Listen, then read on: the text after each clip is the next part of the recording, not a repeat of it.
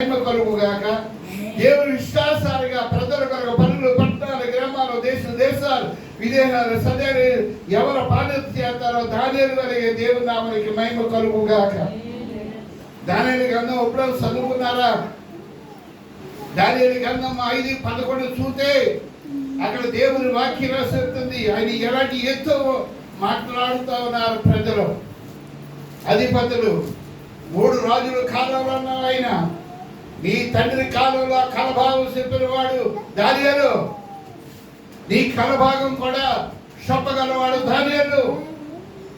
సుబుద్ధి గలవాడు, సాక్ష్యమైన బుద్ధి గలవాడు, జ్ఞానం కలిగినవాడు, వివేచన కలిగిన వాడు, ప్రార్థనాపరుడు, దేవతల ఆత్మ కలిగిన వాడు, ఆయన సాక్షి పొందినవాడు. దేవుని నామానికి మహిమ కలుగుగా. ఈ కడవరి గడిలో, ఈ కడవరి నిమిషంలో దానియేలు ప్రార్థన చేసి పనులు, పట్టణాలు, గ్రామాలు, దేశాలు, ప్రభుత్వాల కొరకు ప్రార్థన చేస్తారో వాళ్ళ ద్వారా, దానియేలు ద్వారా జరిగిన కార్యములే ఇప్పుడు కూడా జరిగించడానికి యేసయ్య సిద్ధముగా ఉన్నాడు.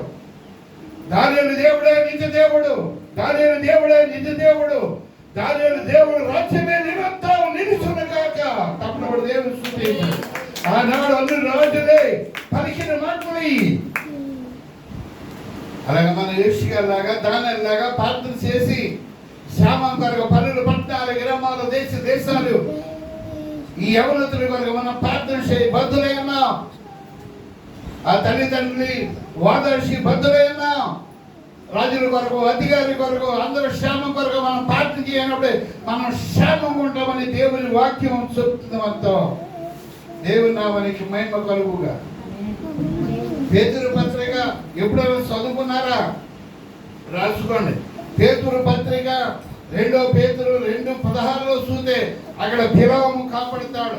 బలాము రాజు, బిలాము దురాశి. ఆ వాక్యం అంతా చదువుకోండి. ఇవాళ సమాజంలో ఎవరు చూసినా దురాశలోనే ఉన్నారు. కానీ దేవుని నామానికి మహిమ కలుగు. ఈ దురాశ వలన ఎన్నో కుటుంబాలు పాడైపోతున్నాయి, ఎన్నో గ్రామాలు పాడైపోతున్నాయి. ఇవాళ దేవుని నామానికి మహిమ కలుగుగా.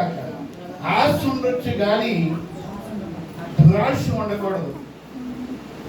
ఎంతమంది అండి, ఎంతమంది కుటుంబాలు సెలవులో ఆడిస్తే ఎన్ని లక్షలు ఎన్ని కోట్లు పాడు చేస్తారు. ఆనాడు పాత నిబంధనలు చూడండి, ఈనాడు కృపాగడిలో చూడండి. ఈ దురాశకి యవనస్తులు లోబడిపోయి ఆ శాతాన్ని ఎడు తిప్పితే అటు ఈ యవనస్తులు నడిపించేస్తుంది. గద్దించి సింహాలే ఎవరు పాడు చేద్దాం. ఈ ఆత్మలు కాపాడుతాయా మనకు? ఈ నశించిపోయి యాత్రలో ఉన్న, కన్నీరులో ఉన్న యవనస్తులు కాపాడుతున్నారా మనకు? శరీరాలు కాపాడరు.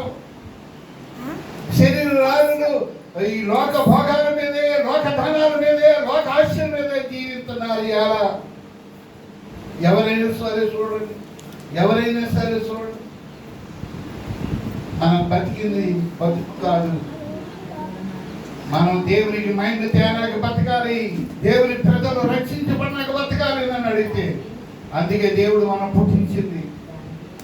దేవుని కొరకు పాటు పడదాం.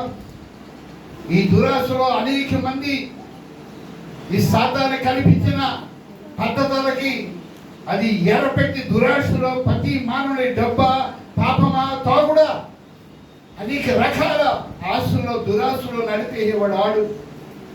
ఇవాళ ఎవరైనా పర్వాలేదు అలాగంటే నేను అంటాను, ప్రతి మానవుడు మంచివాడే. ఆ దురాశి, ఆ పాపమైన ఆశి, ఆ డబ్బాసి, ఇంకోటి కలవ చేసేది ఆ సాతాన్ని గడని చెప్తాను. దేవుని స్తోత్రం.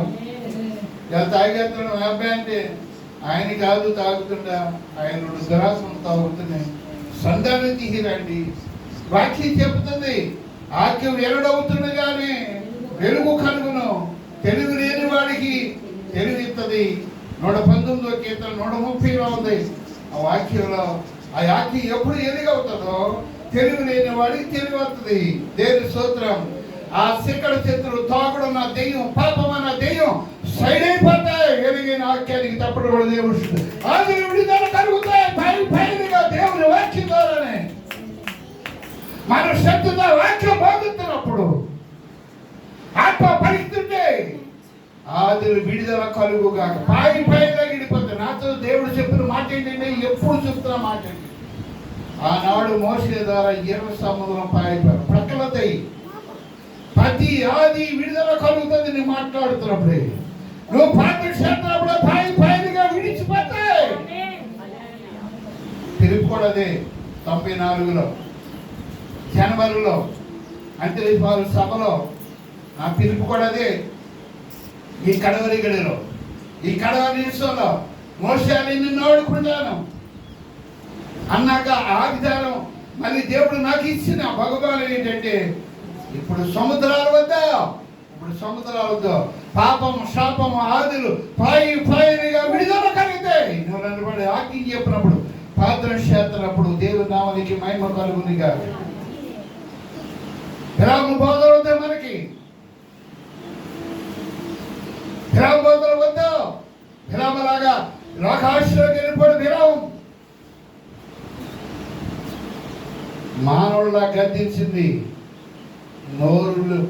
నోరుంది మాట్లాడం పెద్దల్లో ఉంటే, నోరు లేదంటారు జంతువులు. నోరుంది మాటలు రావు. దేవుని స్తోత్రం. పెద్దల మాటలు రెండే బోరే చెప్పనా. నరం లేదు, నాలుకంట నరం ఉంది, ఎముక లేదంటే. దేవుని స్తోత్రం. పెద్దల మాట పెట్లో మూట, సంది కూడా మూట. ఈ రెండే పేరయ్యాయి. నేను బైబిల్లో చూస్తే, దేవుని సంతానంలో చూస్తే. కానీ అన్ని నెరవేర్తలే పెద్దల మాట. ఎందుకని అడగలే. మాయా మరం ఎరిగిన వాడు అన్నాడు. వాళ్ళకి అసూయ ద్వేషం అందరు మనోళ్ళే అన్నట్టుగా చూసేవారు పూర్వవాళ్ళు. దేవుని నామానికి మహిమ కలుగుగాక.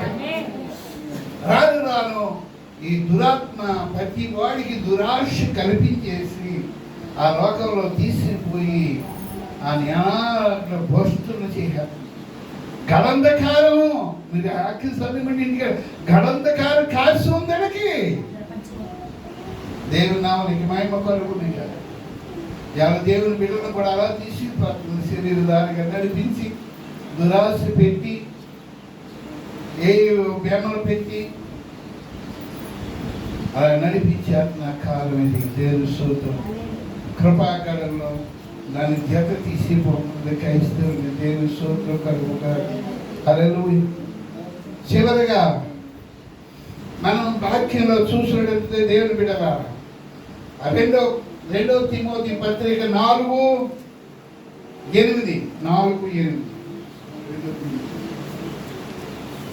రెండవ తిమోతి 4:8 చదవండి. ఎవరికి చదువుతారు సార్? శరీర సంబంధమైన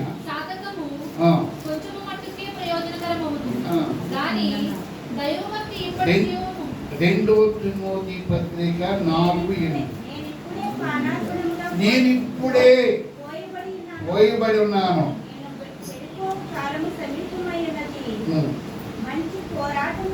మంచి పోరాటము పోరాడుతుని నా పరుగును తొడముట్టించిందని విశ్వాసం కాపాడుకుంటుని. ఇక మీద నాకు నీతి కిరీటం ఉంచబడింది. ఇప్పుడు నీతి కిరీటం నాకే కాదు, నాలాగా ఆత్మలాగా నడిచిన వాడు అందరికీ అంటాడు. దేవుని నామానికి మహిమ కలుగుగాక. మనదేమందో అపోస్తల పౌలు ఆత్మ ద్వారా నడిపాడు కాబట్టి, ఆత్మ ద్వారా పత్రిక రాశాడు కాబట్టి నా పరుగు తొడగొట్టించుతుంది, నా శ్వాసాన్ని కాపాడుకుంటుంది తిమోతితో చెబుతూ. దేవుని స్తోత్రం. కిరీటం నాకే కాదు, అందరికీ. దేవుని స్తోత్రం. మనమైతే ఏమందో తెలుగుదారి ఉండి ఆ కిరీటం అంటాను. ఆయన అలాగంటలే. ప్రత్యక్షత అని గెలిచినాడు అందరికీ కిరీటం. మనకేముంది చెప్పండి, మనకేముంది చెప్పండి. ఈ పోరాటం అమ్మా యేసును రక్తంలో కడగబడిన మనము యుద్ధంలో ఉన్నాం. ఇప్పుడు యుద్ధానికి సైనికులు ఎలా ట్రైనింగ్ అవుతున్నారు చెప్పండి. ట్రైనింగ్ ఇస్తుంటే ఎవడు ఎర్రకూడదా బాబనుకుంటారు. గొలుగెత్తేస్తారు, నీటిలో బందలో నడిపిస్తారు. ఆ బందలోనే ఆహారం మీరు చూసారో లేదా, బందలోనే ఆ ట్రైనింగ్ ఇవ్వండి. అయ్య బాబు ఎంత బాధో. మనం కూడా యుద్ధ భూములో ఉన్నాం. మనం యుద్ధం ఎవరితో అంటే శరీరంలో కాదు, తెలుసు. మనం యుద్ధ భూములు ఉన్నాం కాబట్టి మన దేశానికి ఏం తెస్తారు ఈ బాడీ కార్డు, ఆ జమానులు ఏం తెస్తారు దేశానికి విజయం కాపుదల. అలాగే దేవుని బిడ్డలైన మనం మన దేశానికి మన రక్షకుడిని జీవించాలి, కృపలోకి నడిపించాలి. దేవుని నామానికి మహిమ.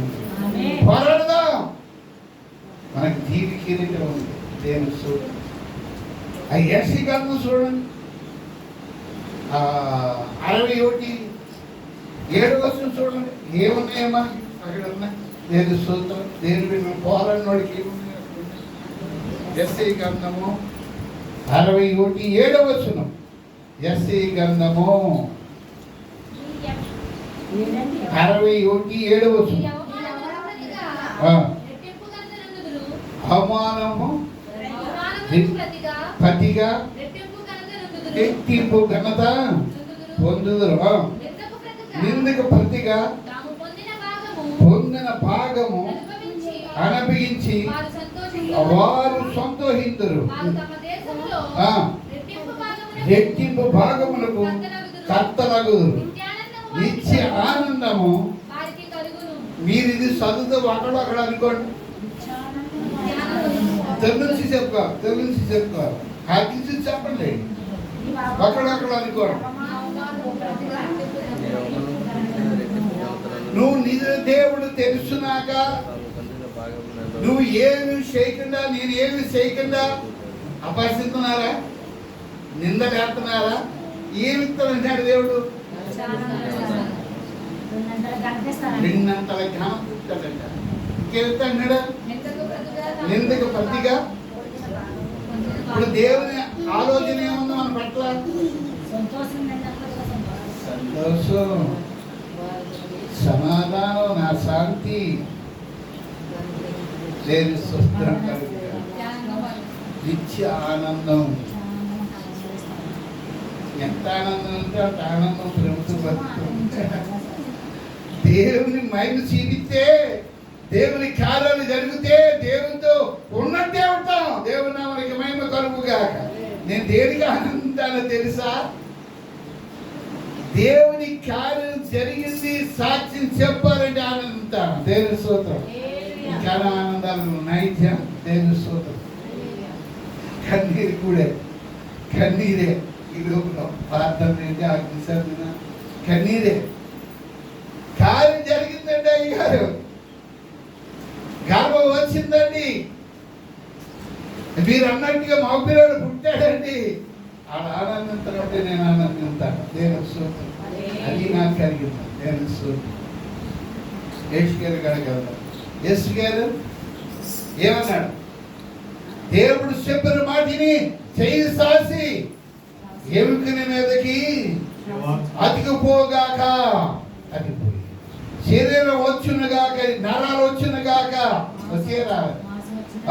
శరీరం మీదకి శరీరం వచ్చునుగాక అన్నాడు లేదా? శరీరం వచ్చి జీవాత్మ రాగాక. జీవాత్మ వచ్చిందా రాలేదా? మనం చెప్తున్న మొన్న వారి శరీరదారులు ఆత్మస్వారుడైన ఓషువ ఏమన్నాడు? యేసు గారు ఏమన్నాడు? బిలాము ఏమయ్యాడు? అది యాక్టివంత చదువుతాడు. ఆశ దేవునికి కాదు. మనకి ఎప్పుడైతే దేవుని చిత్తం మన పట్ల నెరవేరాలి. ఎన్ని నిందలు వచ్చినా పర్లేదు, నేను ఏం చేసినా చెయ్యపడినా నా మీదకి నిందలు వస్తే మంచిది, కానీ దేవుడిని ప్రకటిస్తాను, దేవుడిని చూపిస్తాను. ఈ పోరాటంలో ఉండాలి మనం. ఎప్పుడు మనకు దేవుడు తోడైండునగా. యేషువతో ఆగలేదు దేవుడు, మోషేతో ఆగలేదు, మోషేతో ఆగలేదు ప్రేమైన వాళ్ళు. అలాగే లైన్ సూచన జనంగమా సంగమా దేవుడు మిమ్మల్ని ఆశీర్వదించునుగా. యేషువలాగా మిమ్మల్ని ఆత్మతో నింపునుగా. దానిలాగా ప్రార్థనాపరులు అయిపోతురుగాక. దానిలో దేశానికి రాజుల కొరకు ప్రార్థించి ఆయన గొప్ప కీర్తించి సాక్ష్యమైన బుద్ధి గల, సాక్ష్యమైన జ్ఞానం, దేవదూతల ఆత్మ కలిగిన వాడు, ముగ్గురు రాజుల కాలంలో నిజ దేవుని చూపించిన వ్యక్తి మనం చూపించలేవా? దానిలా ప్రార్థన చేస్తే, దానిలాగా మనసు మనకు వస్తే, దానిలాగా ఆత్మవశుడైతే, ప్రార్థనాపరులైతే నిజేవుని మనం చూపించలేమా? ఆడదేవుడే. ఆ యేసుపాదాలు నిర్మల్ కుమారి కుటుంబం దేవుడే. ఉదయ జ్యోతి యేసురాజు కుటుంబం దేవుడే, మా దేవుడు. ఏమంది సాగరా దయ్యమని గారు శుక్రవారం ఇద్దరా, ఇద్దరు కదా? ఏమంది ఆగరా? అవి ఇద్దరికినా, ఉదయ్ కుమార్ గారికి మన నిర్మల్ కుమార్ గారి కుటుంబానికైనా మీకు వద్దా?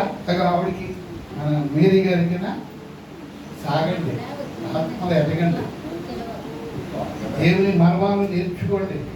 శక్తిమంతులై ఉందాం. ఆది చిగురు మేక ఎక్కడే నువ్వు అదేనా? శక్తిమంతులై ఉండాలి మనం. వీరికే దర్శనం చిగురు మేక ఎక్కడ జంప్ చేసి ఎక్కాలట. అంటే ఆత్మలే నువ్వు నిలబడుతుంటే పీకులు ఆ 7 ఏళ్ళు ఇందులో ఉండాలంటే నువ్వు నేను ఆ 7 ఏళ్ళు ఇందైనా 7 ఏళ్ళు శ్రమ అయినాక ఉండాలంటే మనం ఆత్మతో నింపబడాలి. దాని వెళ్ళే ప్రార్థన చేయాలి. మన శరీరం దాని ఉండే శక్తిని వేగెక్కిన గుర్తెట్టుకోండి. నా ఆశ ఒకటే, మీరందరూ అభిషేకంతో నింపబడతారు, ఆత్మతో నింపబడి మీ కుటుంబాలు కట్టబడతాయి. కట్టబడతమే కాదు, ఈ ప్రార్థన మా ప్రార్థన ఈ పరిష్కారం అంతా కదిలి వస్తుంది. ఈ పరిష్కారం సరిపడా ఆలయం కడతాడు. దాన్ని మాత్రం మర్చిపోకండి. ప్రార్థనలు ఎత్తుకోండి. అలాగే ఈ పరిసరాన్ని, గ్రామాన్ని, లైన్లో చూస్తున్న బిడ్డలను సంగమా హెచ్చింపు ఆశదాయం, హెచ్చింపు భాగ్యం. ఇక ఆనందమే ఆనందం, సంతోషమే సంతోషం. ఆయన శాంతితో వర్తిల్లుగా. కొద్ది మాటలు దేవుడు దీవించిన ఆమేన్.